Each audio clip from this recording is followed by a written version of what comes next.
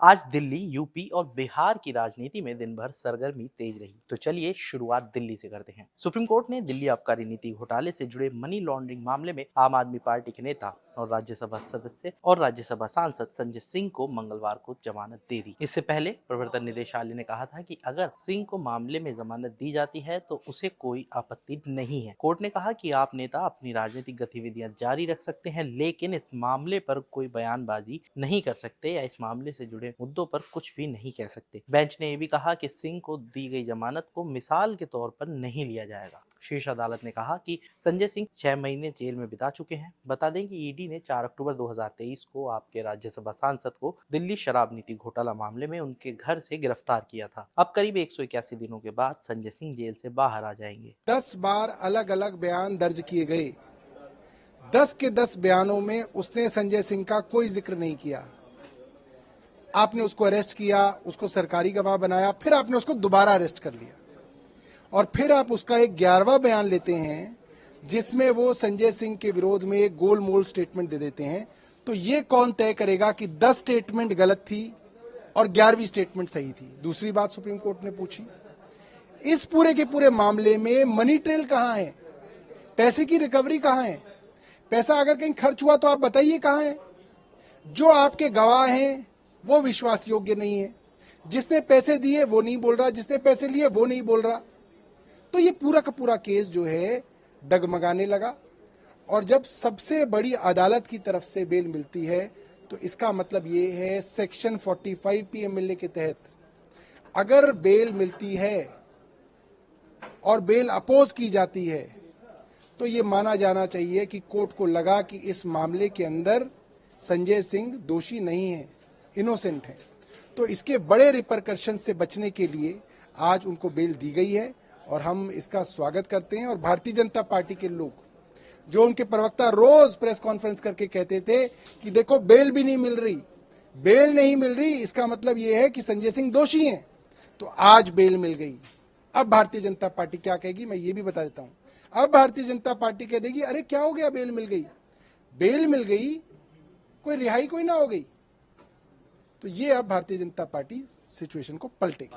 उधर इससे पहले आम आदमी पार्टी की वरिष्ठ नेता और दिल्ली की मंत्री आतिशी ने मंगलवार को दावा किया कि उनके एक करीबी व्यक्ति ने उनसे कहा था कि उन्हें बीजेपी में शामिल हो जाना चाहिए या फिर 1 महीने के भीतर ईडी की गिरफ्तारी के लिए तैयार रहना चाहिए। दिल्ली की मंत्री ने दावा किया कि उन्हें बताया गया था कि आने वाले दिनों में प्रवर्तन निदेशालय उनके और उनके रिश्तेदारों के घरों पर छापे मारेगा। उन्होंने दावा किया कि उसके बाद समन भेजा जाएगा और फिर कई गिरफ्तारियां भी की जाएंगी। देश भर के लोगों को ये बताना चाहती हूं कि भारतीय जनता पार्टी ने मेरे बहुत व्यक्तिगत करीबी व्यक्ति के माध्यम से मुझे भारतीय जनता पार्टी ज्वाइन करने के लिए अप्रोच किया।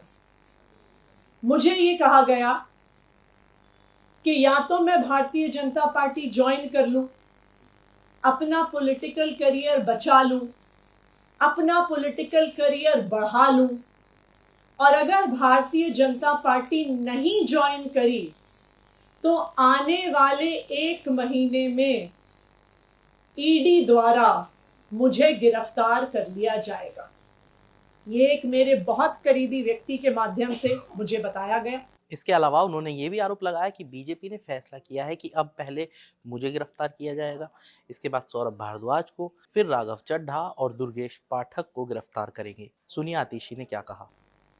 अब भारतीय जनता पार्टी का ये इरादा है कि आने वाले 2 महीने में लोकसभा चुनाव से पहले वो आम आदमी पार्टी के 4 और नेताओं को गिरफ्तार करने वाले हैं।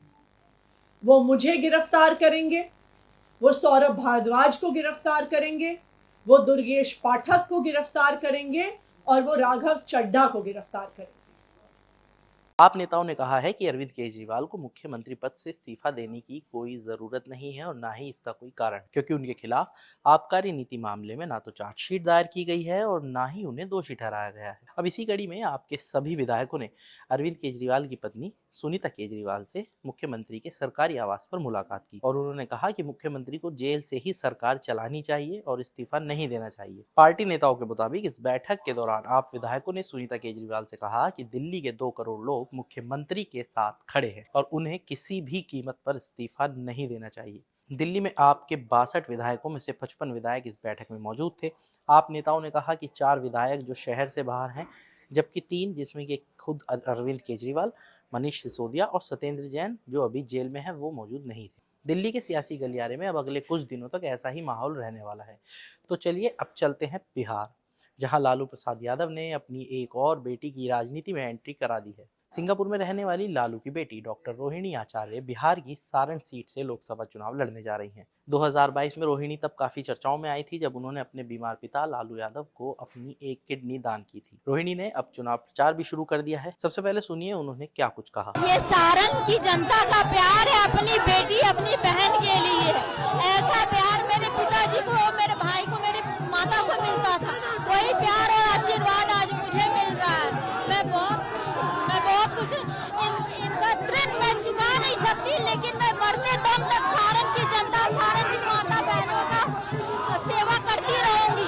अपने पिताजी को मैंने अपनी एक किडनी दी, लेकिन सारण की जनता और बिहार की जनता को के लिए मेरा जान निछावर है और मैं आजीवन इनकी सेवा करना चाहती हूँ। अब नजर डालते हैं सारण सीट के इतिहास पर।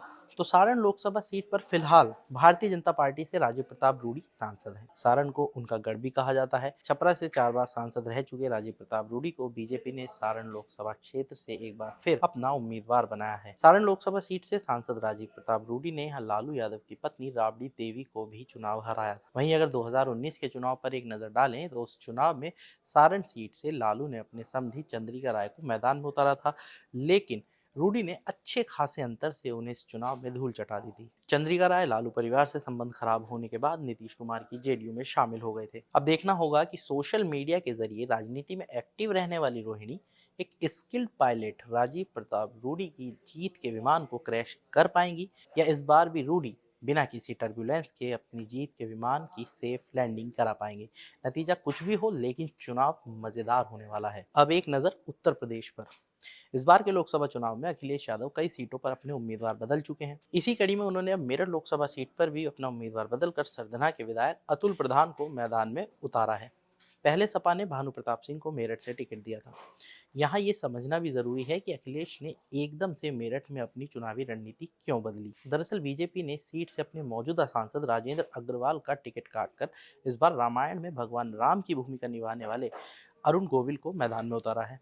गोविंद के उलट सपा के जो पहले उम्मीदवार थे भानु प्रताप सिंह, वो एक दलित चेहरा थे जिनके बारे में कई लोगों का मानना था कि अखिलेश यादव ने बहुत ही सुरक्षित और बहुत प्रोटेक्टिव दांव खेला है। अब समाजवादी पार्टी पिछड़ी जातियों पर लगातार हो रहे उत्पीड़न जैसे मामलों में दलित समुदाय के साथ खड़े होने का संदेश देना चाहती थी, लेकिन अरुण गोविल को मैदान में उतारने का कुछ हद तक बीजेपी के पक्ष में फायदा दिख रहा था। ऐसे में अखिलेश को न सिर्फ दलित बल्कि मुस्लिम वोट को भी अपने पाले में लाना है। और एक फैक्ट ये भी है कि मेरठ को मुस्लिम बहुल सीट भी माना जाता है और पार्टी को ऐसा चेहरा चाहिए जो मुस्लिम वोट को भी अपने साथ जोड़ सके। इस तरह से अतुल प्रधान की एंट्री लोकसभा चुनाव में हुई, क्योंकि उनका एक ट्रैक रिकॉर्ड ये भी है कि 2022 के विधानसभा चुनाव में उन्होंने बीजेपी के फायर ब्रांड नेता संगीत सोम को हराया था। बड़ी बात यह भी है कि गुर्जर समुदाय से आने वाले अतुल प्रधान को पश्चिमी उत्तर प्रदेश में अखिलेश यादव का राइट हैंड यानी दाहिना हाथ भी माना जाता है। आज के इस वीडियो में इतना ही। बाकी तमाम बड़ी खबरों के लिए जुड़े रहिए मनी कंट्रोल हिंदी के साथ। आप हमारे यूट्यूब चैनल को सब्सक्राइब करें, फेसबुक पेज को लाइक करें और आप व्हाट्सएप के जरिए भी हमसे जुड़ सकते हैं।